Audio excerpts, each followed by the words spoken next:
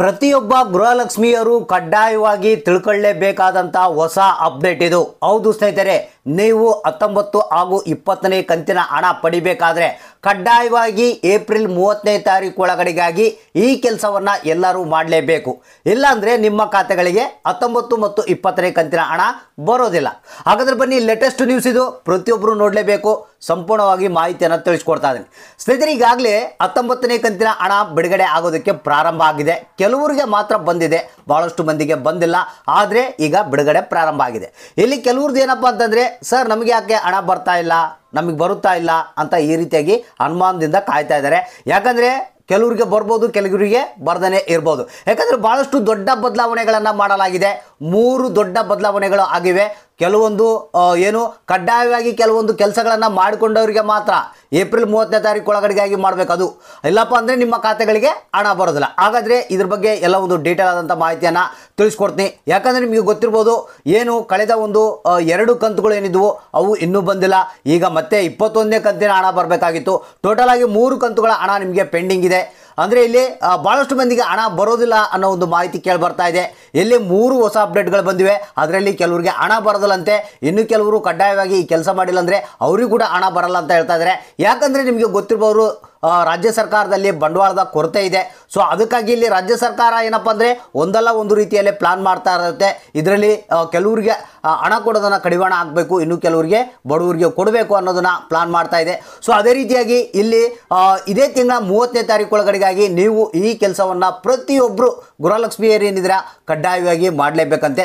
ಹಾಗಾದರೆ ಬನ್ನಿ, ಈ ಒಂದು 19ನೇ ಕಂತಿನ ಹಣಕ್ಕಾಗಿ ಯಾರು ಕಾಯ್ತಾ ಇದ್ದೀರಾ, 20ನೇ ಕಂತಿನ ಹಣಕ್ಕಾಗಿ ಯಾರು ವೇಟ್ ಮಾಡ್ತಾ ಇದ್ದೀರಾ, ಪ್ರತಿಯೊಬ್ಬರು ಈ ಒಂದು ವಿಡಿಯೋನ ಪೂರ್ತಿಯಾಗಿ ನೋಡಿ ಮತ್ತು ಆದಷ್ಟು ಮಂದಿಗೆ ಈ ಒಂದು ಮಾಹಿತಿಯನ್ನು ಶೇರ್ ಮಾಡಿ. ಯಾಕಂದರೆ ಪ್ರತಿಯೊಬ್ಬರಿಗೂ ಅನುಕೂಲ ಆಗುತ್ತೆ ಈ ಒಂದು ಮಾಹಿತಿಯನ್ನು ಶೇರ್ ಮಾಡಿದರೆ.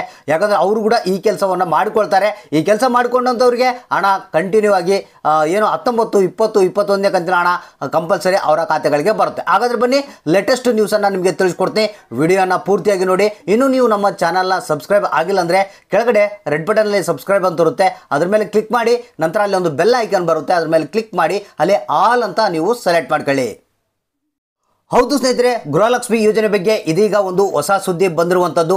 ಯಾಕಂದರೆ ನಾನು ವಿಡಿಯೋನ ಲೆಂತಿಯಾಗಿ ಮಾಡೋಕೆ ಹೋಗೋದಿಲ್ಲ, ಶಾರ್ಟಾಗಿ ನಿಮಗೆ ತಿಳಿಸ್ಕೊಡ್ತೀನಿ ಸ್ನೇಹಿತರೆ. ಇಲ್ಲಿ ನಿಮಗೆ ಈಗಾಗಲೇ 19ನೇ ಕಂತಿನ ಹಣ ಬಿಡುಗಡೆ ಪ್ರಾರಂಭ ಆಗಿದೆ. ಯಾಕಂದರೆ ಪ್ರತಿಯೊಬ್ಬರು ಈಗ ಕಳೆದ ಒಂದು 15 ದಿನಗಳಿಂದ 19ನೇ ಕಂತಿನ ಹಣ ಯಾವಾಗ ಬರುತ್ತೆ, 20ನೇ ಕಂತಿನ ಹಣ ಯಾವಾಗ ಬರುತ್ತೆ ಅಂತ ಭಾಳಷ್ಟು ಮಂದಿ ಬಡವರು ಕಾಯ್ತಾ ಕುಳಿತಿದ್ದಾರೆ. ಸೊ ಇಲ್ಲಿ ನಿಮಗೆ ಏನಪ್ಪ ಅಂತಂದರೆ 3 ಬದಲಾವಣೆಗಳಾಗಿವೆ. ಅದರಲ್ಲಿ ಒಂದು ಬಹಳ ಮುಖ್ಯವಾದಂಥ ಒಂದು ಹೊಸ ಅಪ್ಡೇಟ್ ಇದೆ.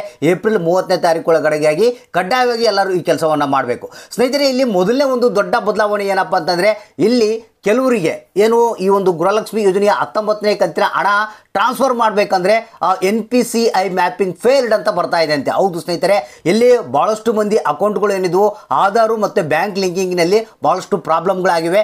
ಜನರಿಗೆ ಈ ಒಂದು ಮಾಹಿತಿ ಗೊತ್ತಿಲ್ಲ.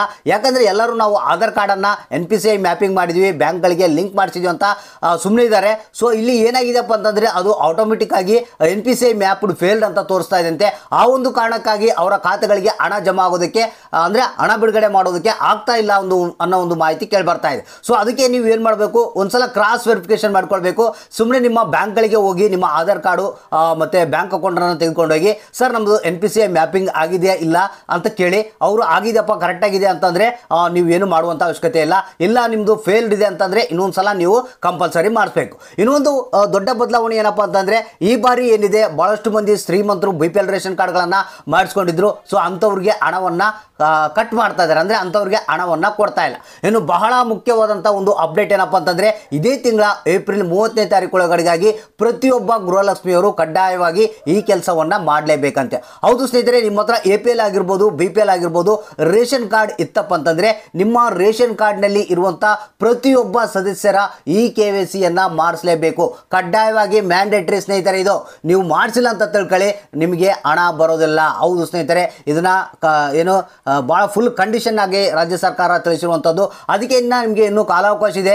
ಏಪ್ರಿಲ್ 30ನೇ ತಾರೀಕು ಒಳಗಡೆಗಾಗಿ ನಿಮ್ಮ ಹತ್ತಿರದ ಒಂದು ಪಡಿತರ ಅಂಗಡಿ ಏನಿರುತ್ತೆ, ರೇಷನ್ ಶಾಪ್ ಏನಿರುತ್ತೆ, ಅಲ್ಲಿ ಹೋಗಿ ಸರ್ ನಮ್ಮದು ಈ ರೀತಿಯಾಗಿ ಇ KYC ಆಗಿದೆಯಲ್ಲ ಅಂತ ಎಲ್ಲರದು ನಿಮ್ಮ ಸದಸ್ಯರದು ಚೆಕ್ ಮಾಡಿಸಿ. ಅದರಲ್ಲಿ ಯಾರ್ದಾದ್ರು KYC ಪೆಂಡಿಂಗ್ ಇತ್ತಪ್ಪ ಅಂತಂದರೆ ಅದನ್ನು KYC ಕೂಡಲೇ ಮಾಡಿಸ್ಕೊಳ್ಳಿ. ಯಾಕಂದರೆ ನಿಮಗೆ 19 ಮತ್ತು 20ನೇ ಕಂತಿನ ಹಣ ಪಡಿಬೇಕಾದ್ರೆ ಈ ಕೆಲಸವನ್ನು ಕಡ್ಡಾಯವಾಗಿ ಮಾಡಲೇಬೇಕಂತೆ. ಇದು ಒಂದು ಮತ್ತು ಬ್ಯಾಂಕಿಂದೊಂದು ನೀವು ಎರಡು ಕ್ಲಿಯರ್ ಇಟ್ಕೊಂಡ್ರೆ ನಿಮ್ಮ ಖಾತೆಗಳಿಗೆ ಯಾವ ಕ್ಷಣದಲ್ಲಿ ಬೇಕಾದರೂ 19, 20ನೇ ಕಂತಿನ ಹಣ ಬರ್ಬೋದು. ನೆಕ್ಸ್ಟು 21ನೇ ಕಂತಿನ ಹಣ ಕೂಡ ನಿಮಗೆ ಬಂದೇ ಬರುತ್ತೆ. ಹಾಗಾದರೆ ಲೇಟ್ ಮಾಡೋಕೆ ಹೋಗ್ಬೇಡಿ. ನಾನು ಹೇಳಿರುವಂಥ ಕೆಲಸಗಳನ್ನು ಈಗಲೇ ಬೇಗ ಮಾಡಿಕೊಳ್ಳಿ.